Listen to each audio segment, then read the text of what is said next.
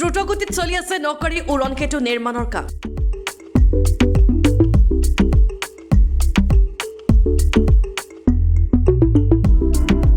2025 চনৰ ডিচেম্বৰ মাহত সম্পূৰ্ণ হৈ উঠিব নকৰিৰ এই উৰণ সেতুখন।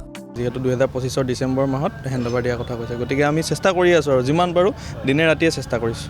বিধায়ক মানৱ ডেকাৰ প্ৰচেষ্টাতেই সম্ভৱ হৈ উঠিছে লখিমপুৰবাসীৰ এই দীৰ্ঘদিনীয়া সপোন।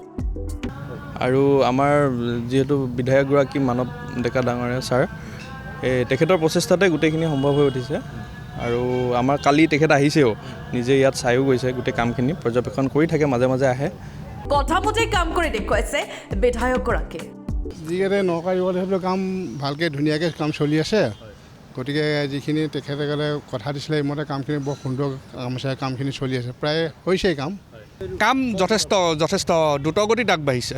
আৰু বিধায়ক ডাঙৰীয়াই যিহেতু নিজে পৰ্যবেক্ষণ কৰিছে দেই, সেইটো কিন্তু মানিব লাগিব তেখেতক।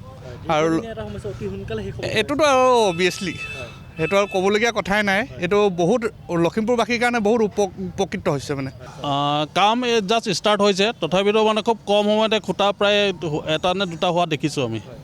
আৰু তেওঁলোকে মানে কোম্পানী মানুহ আমি প্ৰায় লগ পাই কথা চথা সুধি থাকোঁ, তেওঁলোকে তাৰ আগতেই কৰি দিবলৈ চেষ্টা কৰিম বুলি কৈ আছে। উৰণ সেতুৰ কাম আৰম্ভ হোৱাৰ পাছতেই এতিয়া বিধায়কগৰাকীয়ে নিজে গৈ পৰিদৰ্শন কৰিছে নিৰ্মাণ কাৰ্য।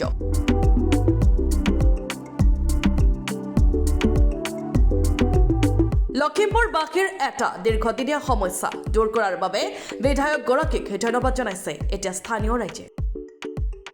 বিধায়কক আমি বহুতো ধন্যবাদ দিবলৈ বিচাৰোঁ। তেখেতৰ সহযোগতে ইমানখিনি হৈছে আৰু আমি সোনকালে হোৱাটোৱে বিচাৰোঁ। তেখেতক যথেষ্ট ধন্যবাদ দিছোঁ। আৰু তেখেতৰ প্ৰচেষ্টাৰ কাৰণে আমাৰ লখিমপুৰবাসীয়ে মানে অকল আমাৰ নকাৰী ফ্লাইঅভাৰখনেই নহয়, যথেষ্ট লখিমপুৰত তেখেতে উন্নতি কৰিছে। আৰু তেনেকুৱা বিধায়ক আমি লখিমপুৰত প্ৰতি বছৰে বিচাৰি থাকোঁ। মানে ব্যুৰ ৰিপৰ্ট, লখিমপুৰ টুডে।